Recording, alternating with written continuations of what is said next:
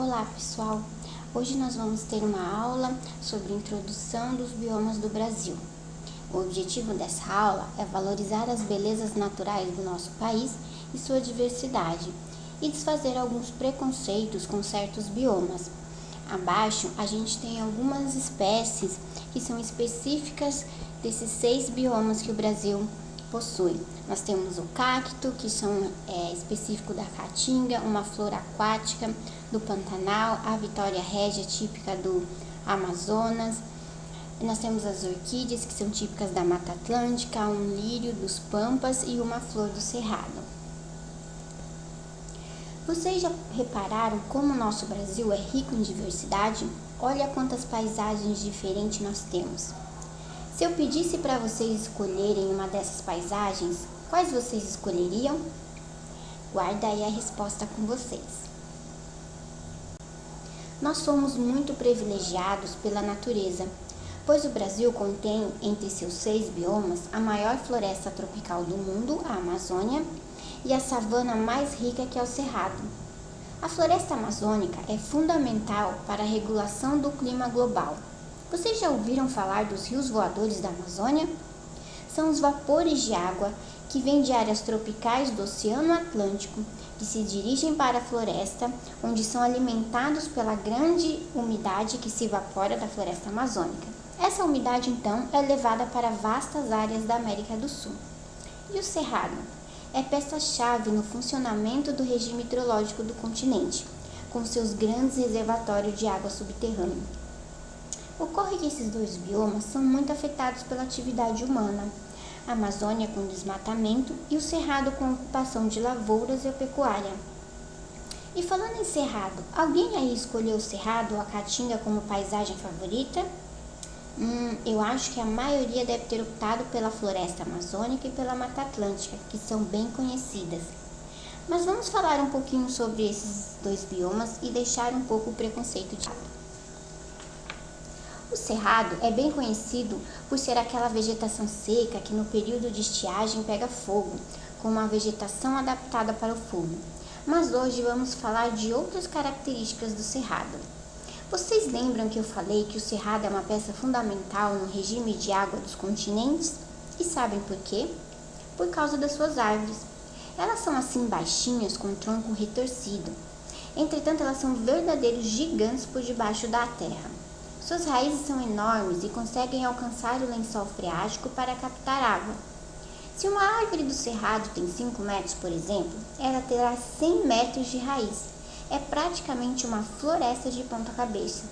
Quando chove no Cerrado, essas raízes ajudam na infiltração da água da chuva e assim abastece esses rios subterrâneos, que por sua vez vão alimentar vários rios do Brasil e fora dele também, como as bacias do Araguaia, no Tocantins, o Rio São Francisco, a Bacia do Paraná e a Bacia do Paraguai, que pega Paraguai, Uruguai e Argentina.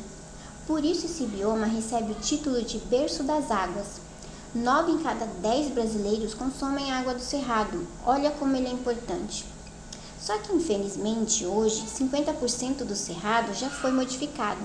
Esse tipo de vegetação deu lugar a vastas plantações de soja, de milho, de feijão, algodão, que por sua vez ameaçam esses aquíferos.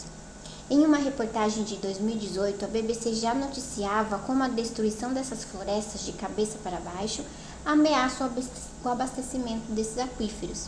É muito triste isso, não é mesmo? E não para por aí não. O Cerrado abriga 1/3 de toda a diversidade de plantas do Brasil. Nossa, é muita coisa.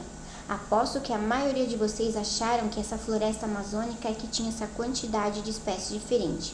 Pois é, estavam enganados. É o Cerrado. Mas daí você pode me perguntar, como pode ter essa riqueza toda com esse solo seco e pobre? E é aí que está a questão. Por ter esse solo tão pobre, as plantas do Cerrado desenvolveram adaptações para lidar com essa questão. Por exemplo, nos campos rupestres de altitude no Cerrado, com solos bem pobre, raso, arenoso e com afloramento de rocha, várias plantas desenvolveram estratégias diferentes para arrumar nutrientes. Dentre elas temos as mineradoras, como o Cacto discocactus, que vocês estão vendo na imagem. com especializações de suas raízes que liberam uma secreção que faz a areia grudar e, a partir da areia, retirar seus nutrientes. Outras plantas, como a Phyllococcea, que enterram suas folhas na areia e captam pequenos vermes subterrâneos para se alimentarem. São, portanto, carnívoras, e assim temos muita diversidade de plantas com estratégias diferentes. E é a partir daí que surgem as plantas que só existem lá. No Brasil, nós temos várias formas campestres abertas, não florestais, como a Mata Atlântica e a Amazônia, que são muito importantes como repositório de biodiversidade, mas que infelizmente são pouco estudados, pouco conhecidos e bastante ameaçados, com a mineração avançando cada vez mais.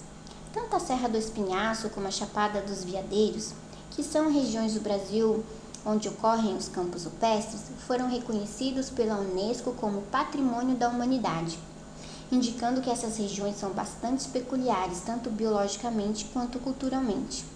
Olha a diversidade dessas plantas que existem nesses campos rupestres, são lindas, não é mesmo? Agora vamos falar um pouco da caatinga. O nome caatinga é de origem tupi-guarani e significa floresta branca, que certamente caracteriza bem o aspecto da vegetação na estação seca, quando as folhas e apenas os troncos brancos e brilhosos das árvores e arbustos permanecem na paisagem seca. As suculentas que hoje estão tão na moda, e talvez a sua mãe tenha umas em casa, vêm da caatinga. A caatinga é um dos biomas mais ricos em espécies de abelhas que são extremamente importantes para a fecundação das plantas e geração dos frutos. Esse é um tópico muito importante hoje em dia, pois estamos vendo o sumiço das abelhas. Na reportagem apontada da Veja e da BBC, podemos ver a notícia desse desaparecimento, que é muito preocupante. Ao lado, nós podemos ver várias paisagens desse bioma, que apesar de ser muito seco, possui 2 rios muito importantes. É sobre eles que nós vamos falar um pouquinho. Embora muitos rios da Caatinga sejam intermitentes, ou seja, eles somem durante a seca, temos 2 rios principais que são perenes, que é o Rio São Francisco e o Rio Paraíba, que apresentam uma grande diversidade de peixes de água doce, que atualmente conta com cerca de 240 espécies.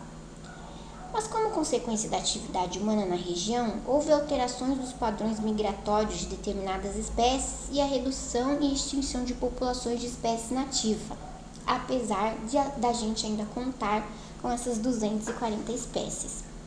A Caatinga também é rica em diversidade de répteis, principalmente lagartos e cobras, assim como artrópodes. A Caatinga possui regiões de brejos, serras e planaltos também, onde podemos encontrar muito anfíbios, já que eles necessitam viver em áreas úmidas, e algumas espécies de lagartos. Ela também é um importante centro de endemismo para aves sul-americanas, perfazendo um total de 510 espécies de aves, e destas, 460 se reproduzem na região, e as demais são aves migratórias, sendo 58 endêmicas da região. De mamíferos, a Caatinga tem entre 143 espécies, entre tatus, macaco-prego, morcegos, anta, leopardos e puma, com 19 espécies endêmicas. Puxa, a Caatinga surpreende mesmo, de tanta biodiversidade. E só para fechar, uma parte da flora da Caatinga é dispersa por muitas formigas que carregam suas sementes e as distribuem em vários lugares, já que ela é rica em artrópodes. A Caatinga continua passando por um extenso processo de alteração e deteriorização ambiental, provocado pelo uso insustentável de seus recursos naturais, o que está levando à rápida perda de espécies únicas, e o que pode levar a extensos núcleos de desertificação. Entretanto, sabendo usar bem esses recursos, podemos evitar e ainda ajudar a preservar nossas maravilhosas riquezas. Bom, pessoal, é isso. Espero que tenham gostado e aprendido um pouco dessa imensidão de vida chamada Brasil. Até mais!